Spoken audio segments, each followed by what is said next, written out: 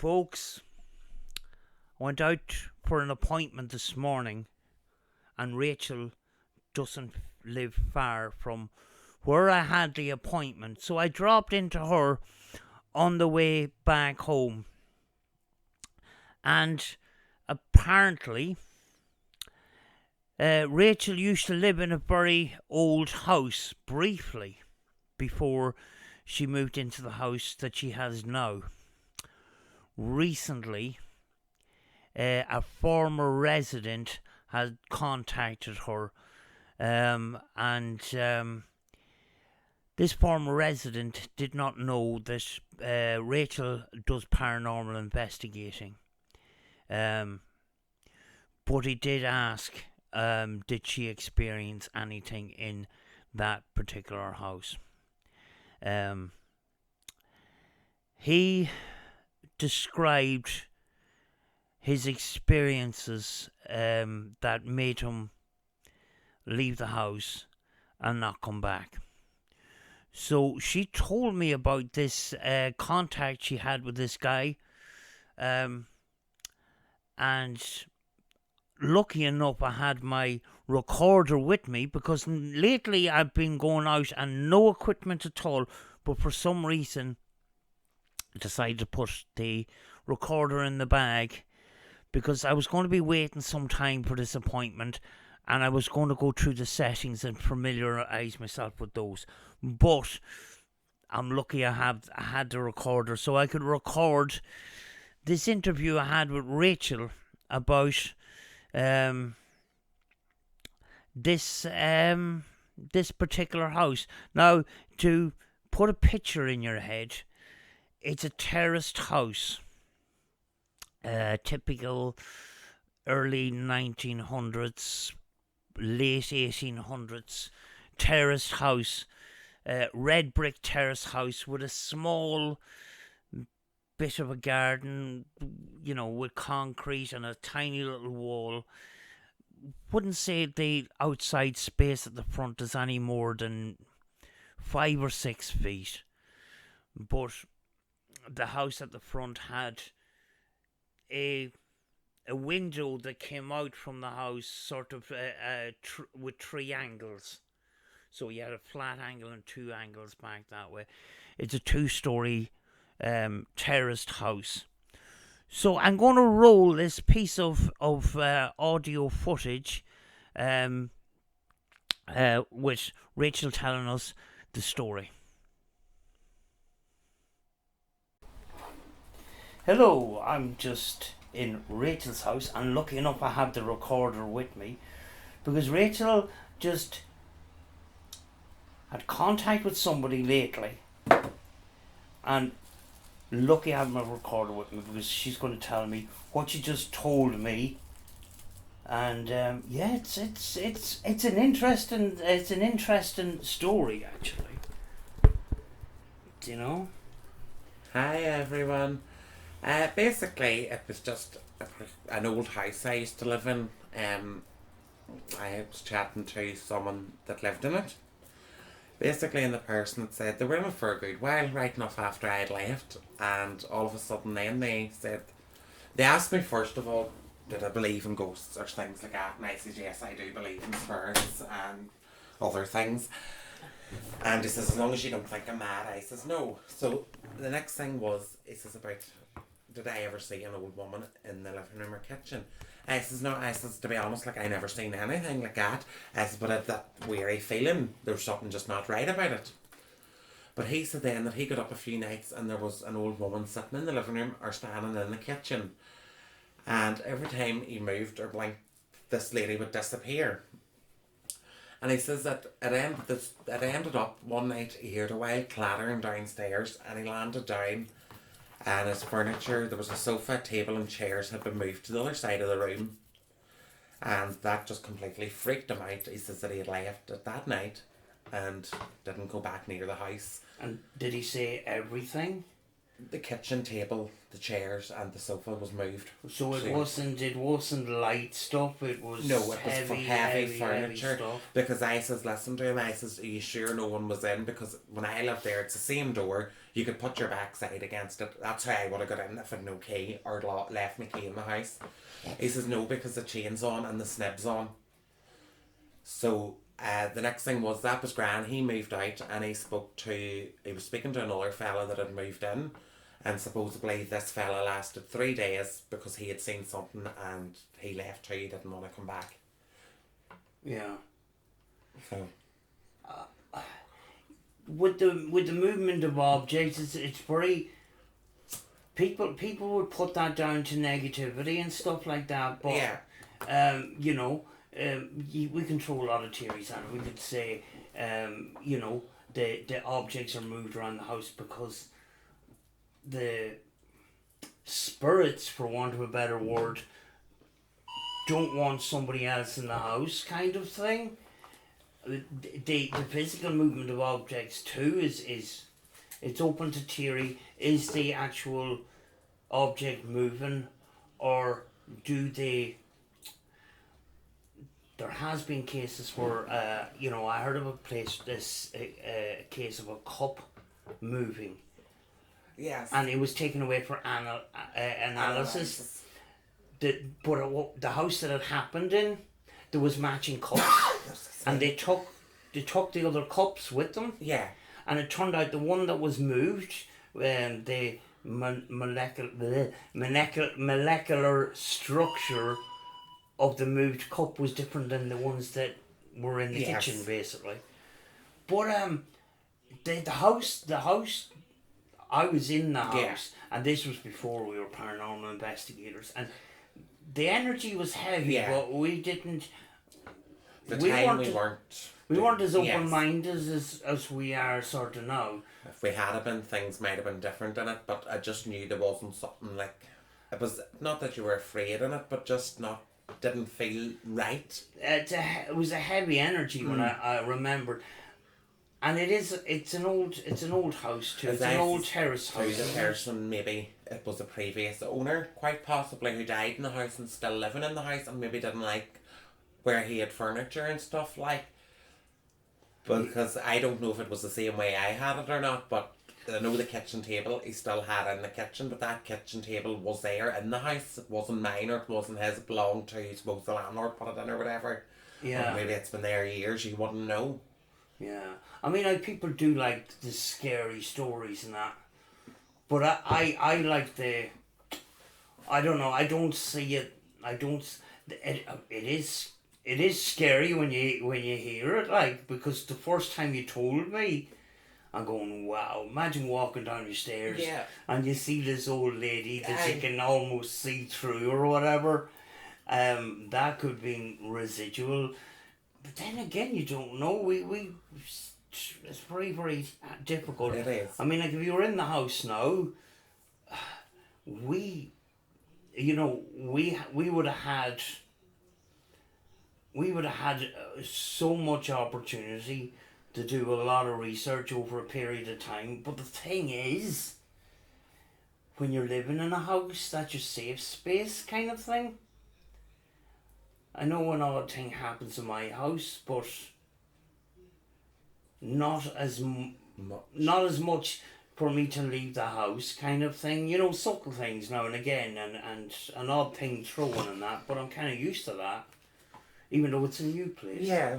I don't know if I'm bringing energy back, or is there energy attached to some of the weird shit I have in my house kind of thing. Yeah. But how old a house do you think it is? Them houses are up a long time, like, they really are. Like, they would have been up in the early 1900s, 1800s. Oh yeah, they would have been up because they would have seen everything, troubles, you name it, everything. Yeah. Because they're really old houses, like, they're very old, like. Yeah, and when you have something old like that, you've got layers and layers of history, Yeah. you know.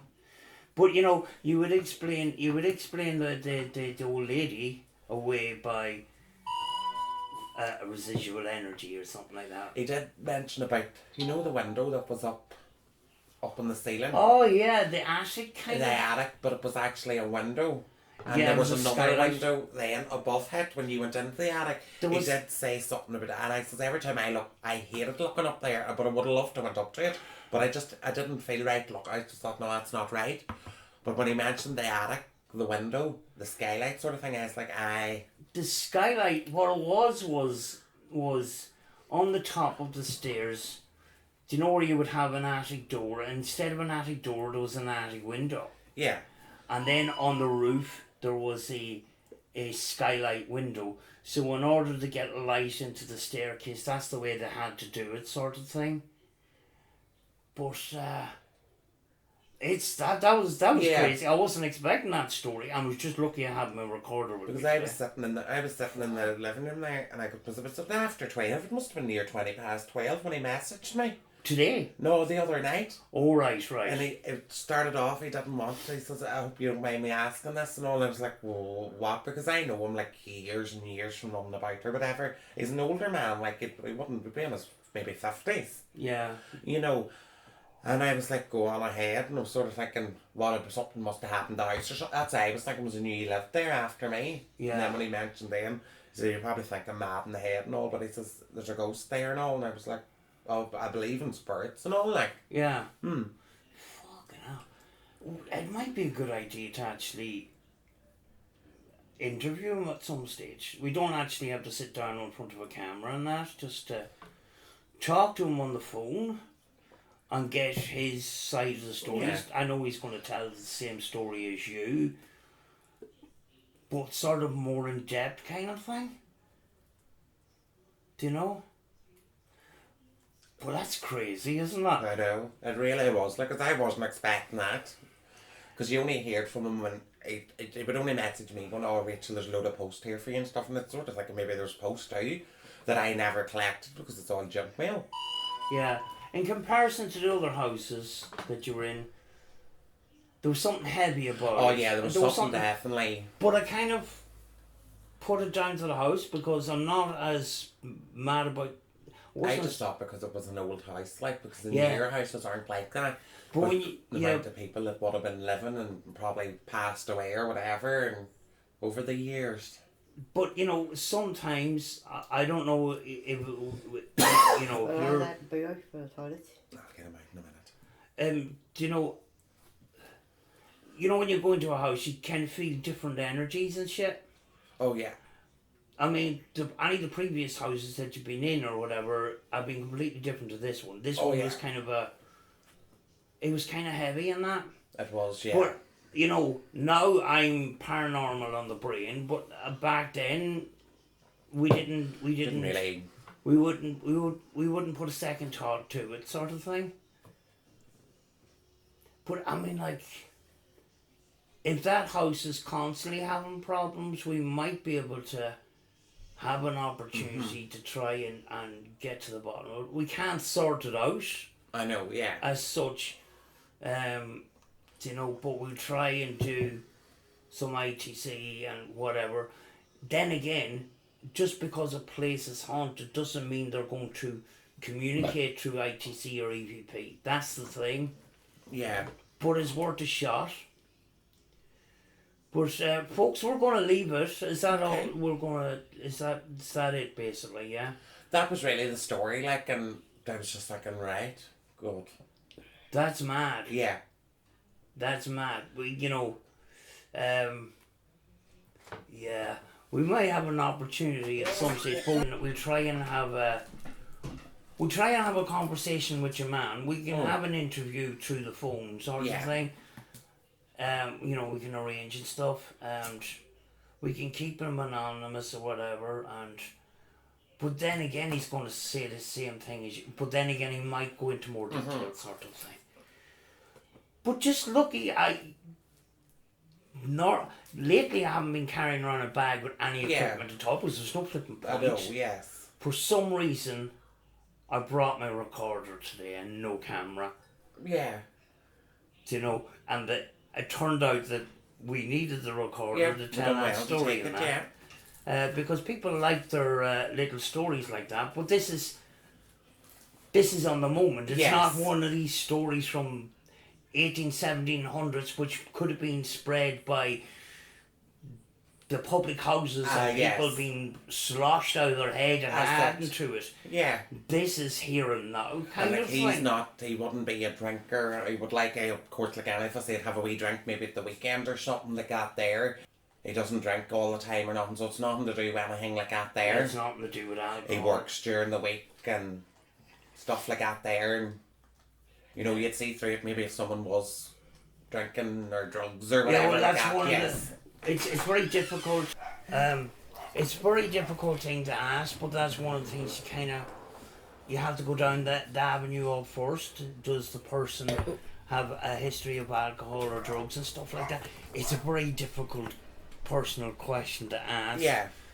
But you kind of have to rule out things. Yes, you have to rule out those other things. Say if yes. somebody reaches out for help, they would have to be honest with you, kind of thing. Yes. And that's one of the avenues they have to take into account, because you're trying to rule out all the possible, all the logical possibilities before you look into the paranormal. But that was an interesting one. It was, because I wasn't expecting that from him, Wow. You wouldn't think, but just shows you. Yeah. Folks, we're going to leave it.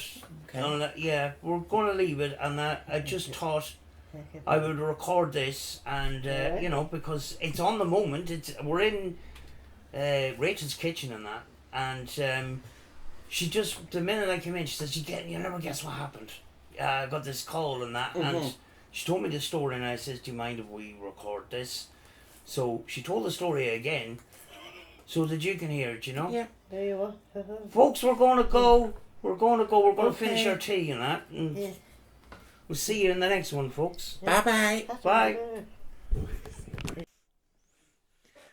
We hear a lot of stories from way back years ago, but this one had my adrenaline pumping because it's here and now, and it's a house that Rachel used to rent. She used to live in. So, that was... I wasn't expecting that. That was... I'm still buzzing from that one, The poltergeist activity. Did the spirits in the house not like the way the furniture was arranged in the house? Were they trying to reach out and give a sign that they actually were there? There's loads and loads of things you could throw at that one. But yeah, I have been in that house, and this was the way before we done paranormal investigating, and it was a heavy energy in the house, but we put it down to the layers of history in the house and stuff like that. But if we get an opportunity to talk to the man himself, we're going to do that.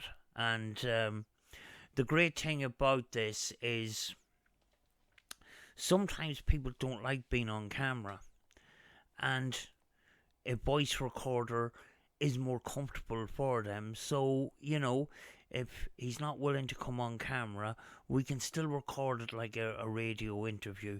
I really, really want to follow this one up, But that was very, very interesting. I have to say, I wasn't expecting that when I arrived at Rachel's house today.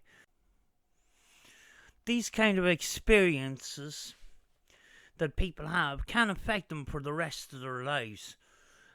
And I think it is important, whether it is recorded publicly or I speak to him privately, I think it's important that I do that, because that man is probably going to have that fear for the rest of his life. And the general public, a lot of the time don't have that understanding of the paranormal. So even if it was to contact him and say, listen, there's a number of different theories, which means it's not as scary as you might think. Even though at the time it was a scary experience. Because we very often associate paranormal activity with scary and negative and demonic stuff, when the truth is so different. So I think it is important for us to reach out to him and have a chat with him, whether it's going to be public or private, I don't know, but we will contact him, and hopefully we can do that, and hopefully put at least some of his mind at rest, But I couldn't get any more of a fresher story than that one. If that was fresh fish, it's just freshly caught. That's all I have for you today, folks. I hope you enjoy that one, because I'm still buzzing from hearing that. A really, really unexpected day, to be honest with you. And we have any other follows up on that, I'll let you know. I really want to rent that house. I really do. That would be one way of investigating that house. Because an investigation, you see the investigation, somebody comes in for a night or spends 24, 48 hours in a house. When it's somebody's house and there's that kind of activity, I think it needs to be investigated over a period of time. But if there's any more updates on that story, I will let you know. Folks, I'm going to go, and I'll see you in the next one.